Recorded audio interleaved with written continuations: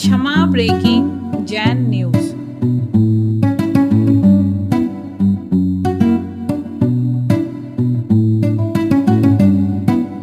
के दुनिया की विकल्प लेकर के अगर आए तो ये सब रोग हुआ ना।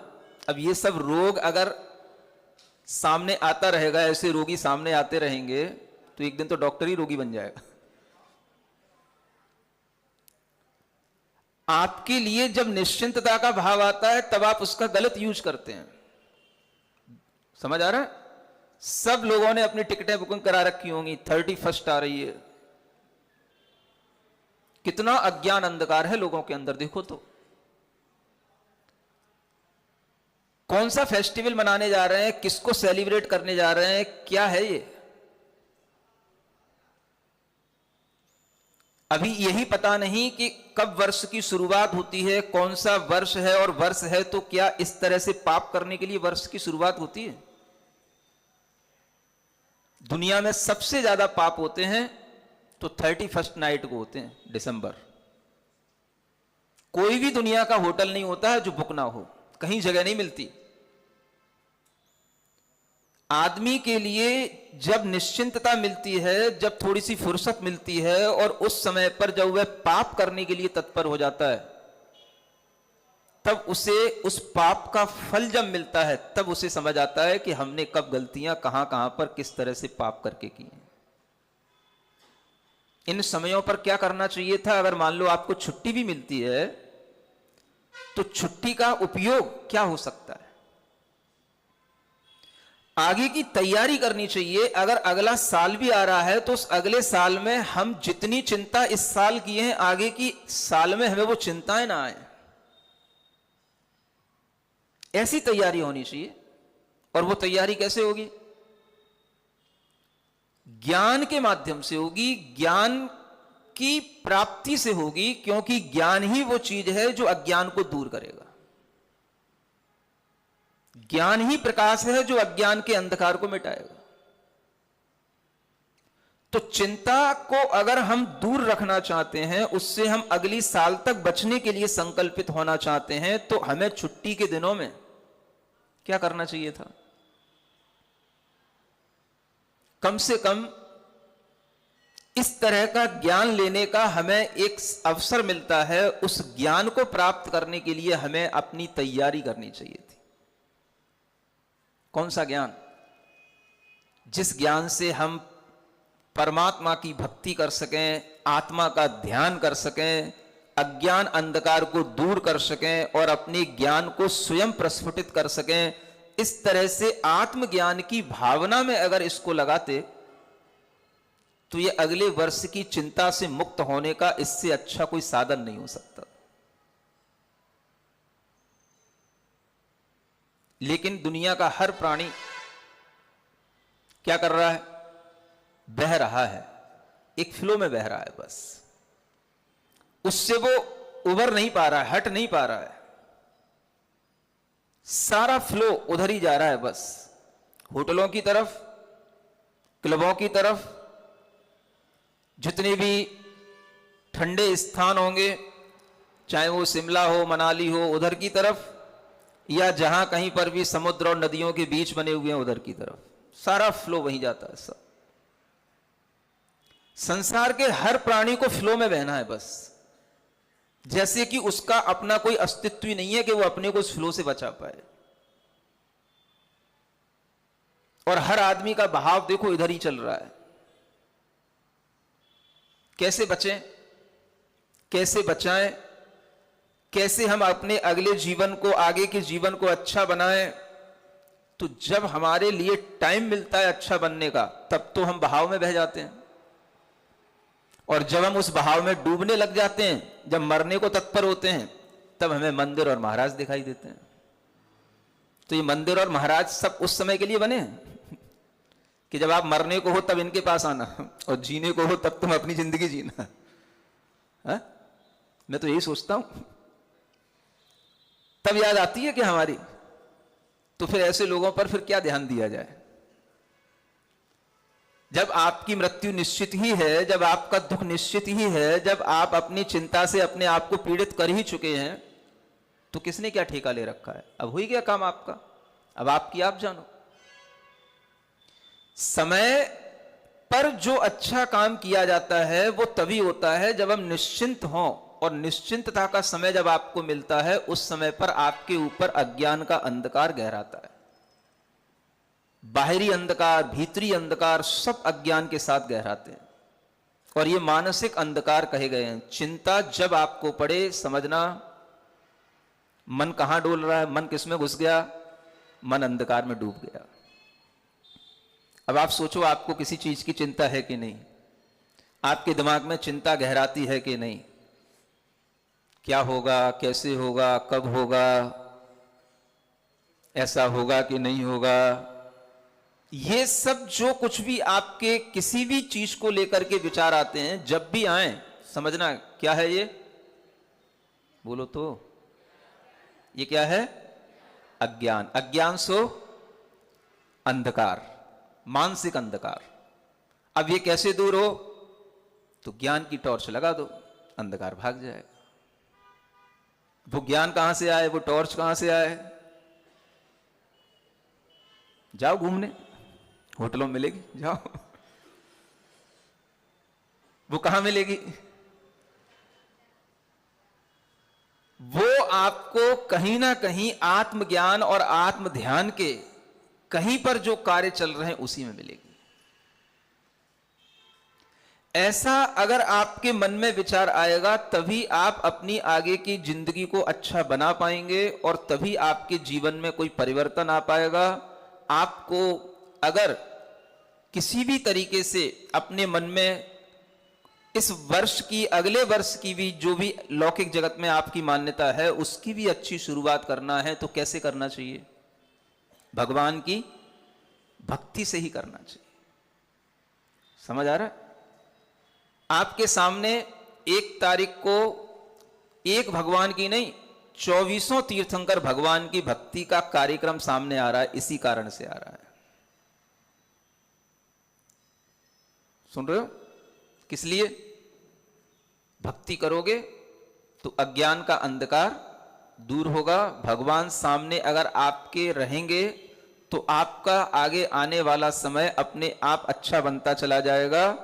केवल भक्ति से ही हमारे अंदर वह ज्ञान का प्रकाश उत्पन्न होता है कि हमें अंधकार से बचाने के लिए क्या चीज मिले, तो वह यही चीज है और कुछ नहीं है। तो भगवान की भक्ति, 24 तीर्थंकर भगवान की भक्ति करना है। सुनते हो? कहां करना है? कहां करना है? यहां नहीं हो सकती है? यहां नहीं होगी तो यहां का मतलब क्या है? यहां का मतलब स्थान होता है कि यहां का मतलब लोग होते हैं? बोलो तो, उत्तर नहीं देते हो आप लोग। यहां का मतलब स्थान है कि यहां का मतलब लोग हैं? स्थान है। तुम लोग बिल्कुल अज्ञान अंधकार में ही जीते हो। भक्ति स्थान में होगी कि लोगों में होगी? तो स्थान कुछ भी हो, हमें अगर भक्ति करना है तो हम अगर यहां से कहीं शिमला, गोवा जा सकते हैं, तो क्या हम यहां से उस स्थान पर नहीं पहुंच सकते जहां पर ये 24 तीर्थंकर भगवान की भक्ति चल रही हो? बोलो, पहुंच सकते कि नहीं पहुंच सकते? सब कुछ हमारे घर में ही हो जाए। हमारे घर में हो तो ठीक है, नहीं हो तो टाटा बाय बाय। ऐसा जो लोग अपने मन में भाव रखते हैं वो भला भगवान की भक्ति कैसे कर पाएंगे? भगवान की भक्ति करने के लिए तो हमें ढूंढना चाहिए कि कहां हो रही है भक्ति भगवान की, हम उसमें शामिल हो जाएं। जिस समय पर यह अज्ञान अंधकार हमारे मन में समाता है, उस समय पर इन चिंताओं को दूर करने का यदि कोई सर्वश्रेष्ठ उपाय है तो क्या है? भगवान की भक्ति करना। अगर आपका मन भगवान की भक्ति करने में लगने लगा तो चिंताएं आपके ऊपर आ भी जाएंगी तो फिक जाएंगी, समाहित नहीं होंगी आपके मन में। भक्ति का और चिंता का भी आपस में एक विरोधाभास है, ये ध्यान रखना। जैसे ज्ञान और अज्ञान का विरोधाभास है, जैसे प्रकाश और अंधकार का विरोधाभास है, ऐसे ही भक्ति का और चिंता का भी आपस में विरोधाभास। जो भगवान का भक्त होगा वो बिल्कुल निश्चिंत होगा, और निश्चिंतता जब आपके अंदर महसूस हो तभी आप समझना कि आप क्या हैं, थोड़ा सा आपके अंदर ज्ञान है, और नहीं है तो आप बिना वजह की चिंताओं में भी घंटों निकाल देते हैं, बिना वजह की। किसी को उसकी वजह भी पता नहीं होती है, आप दिमाग में कुछ का कुछ सोच रहे हैं और घंटों सोच के चले जाते हैं। सामने वाला देखता है कि आप क्या सोच रहे हैं, किस तरह की चिंता में पड़े हैं, तो आप कहते हैं कुछ नहीं है। आप उसको बताने लायक ही नहीं होते हैं, आप उसको बताते भी नहीं, आपको पता भी नहीं होता है कि कौन सी चिंता है, और बताने लायक भी नहीं होती, बस आप चिंता कर रहे होते हैं। सुन रहे हो कहां घूम रहे होते हैं आप? आपका मन कौन से अंधकार में घूम रहा होता है? वो अज्ञान का अंधकार है। चिंता में जब जब आपका मन डूबे, समझना किस में डूब रहा है? अज्ञान के अंधकार में डूब रहा है। चिंता ज्ञानी पुरुष को नहीं होती, ज्ञान के साथ चिंता का संबंध नहीं होता। कभी आप श्री राम का चरित्र पढ़ो, वन में चले गए, जंगल में भी पहुंच गए, सारा राजपाट त्याग भी कर दिया, घर भी छोड़ के चल दिए। क्या होगा, कल कहां पहुंचेंगे, कल का भोजन कहां मिलेगा, कैसे रात गुजरेगी, कहां रहेंगे, अचानक से कोई जंगल में कहीं कोई शेर ना आ जाए, कोई भूत ना आ जाए, कहीं कुछ जंगली जानवर ना काट ले। सुन रहे हो? कभी बाहर निकल के देखो अचानक से ऐसे, और उनके जीवन को आप पढ़ो, कभी उन्हें किसी चीज की चिंता हुई? वनवास में समय निकालते जा रहे हैं, घूमते जा रहे हैं, रास्ते में चलते जा रहे हैं, कभी बरसात ऋतु भी आती है, कभी शीत ऋतु भी आ रही है, कभी ग्रीष्म ऋतु भी आ रही है, वर्षों निकलते चले जा रहे हैं, और उन्हें कोई भी चिंता किसी भी चीज की नहीं है। जरूरत अलग चीज है और चिंता अलग चीज। कल की जरूरत कल देख लेंगे, कल भूख लगेगी, कल भूख का इंतजाम हो जाएगा, कल का भोजन कल बना लेंगे। और जब कल होता है तो जब उनको भूख लगती है तो तुरंत वो देखते हैं तो उन्हें भोजन की सामग्री मिल जाती है, वो भोजन कर लेते हैं। जो उन्हें अपने जीवन चलाने की सामग्रियां हैं वो मिल जाती हैं, उसको उपयोग कर लेते हैं, आगे बढ़ जाते हैं। अब कल के लिए साथ में बांध के नहीं चलते कि यहां पे बहुत मिल गया, चलो इसको टिफिन में ले लो। चिंता नहीं है, कल की कल। जरूरत की पूर्ति हो जाएगी, जरूरत की पूर्ति के लिए भी उन्हें चिंता नहीं है। इतना निश्चिंत है वो भी प्राणी है। ऐसी निश्चिंतता अगर आप कभी विचार करें तो शायद आपके जीवन में कभी आ नहीं सकती है ऐसी निश्चिंतता। अगर वह निश्चिंतता का भाव आता है तो फिर हमें किसी भी तरह से मन में कोई घुन लगाने की जरूरत ही नहीं है। कैसे होगा, क्या होगा। आप तो सोचो कि आप सबके ऊपर कोई ना कोई सोचने वाला है, समझ रहे हो ना। आपके लिए भी कोई सोचने वाला है, बच्चों के लिए भी कोई सोचने वाला है, जिनके लिए कोई सोचने वाला ही नहीं है। और तीनों अकेले निकल गए, राम लक्ष्मण और सीता, और चिंता किसी को नहीं है। थक जाएगी सीता तो राम जी लक्ष्मण से कहेंगे देखो इधर उधर कहीं पानी वानी है कि नहीं, आसपास कोई सरोवर है कि नहीं, नदी है कि नहीं, झरना है कि नहीं, देखो पानी का इंतजाम करो, सीता थक रही है। लक्ष्मण जाएगा, पानी लेकर के आ जाएगा, बस पी लिया, बात खत्म, आगे बढ़ो। थक रहे हैं तो विश्राम कर लो, भूख लग रही है तो खा लो, इंतजाम तुरंत कर लो, तुरंत उसका उपयोग कर लो, चलो कोई चिंता नहीं।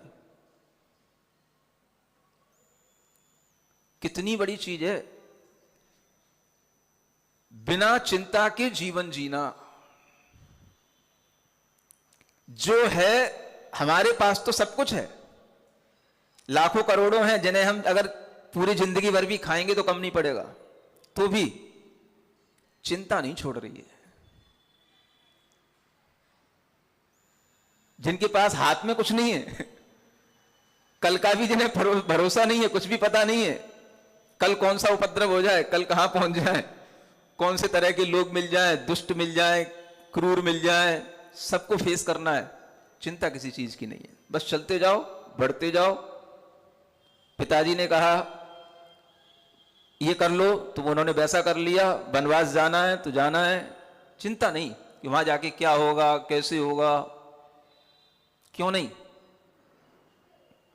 जिसे अपने ज्ञान स्वभाव का ज्ञान होता है, उसे कभी चिंताएं नहीं घेरती हैं।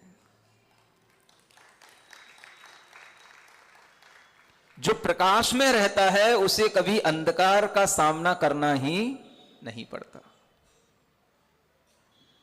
ऐसा भी जीवन क्या हमारा बन सकता है अगर हम भीतर से यह विचार करें, तो सही राम के प्रति आस्था उत्पन्न हो। ऐसा निश्चिंत जीवन हमारा बनने लगे,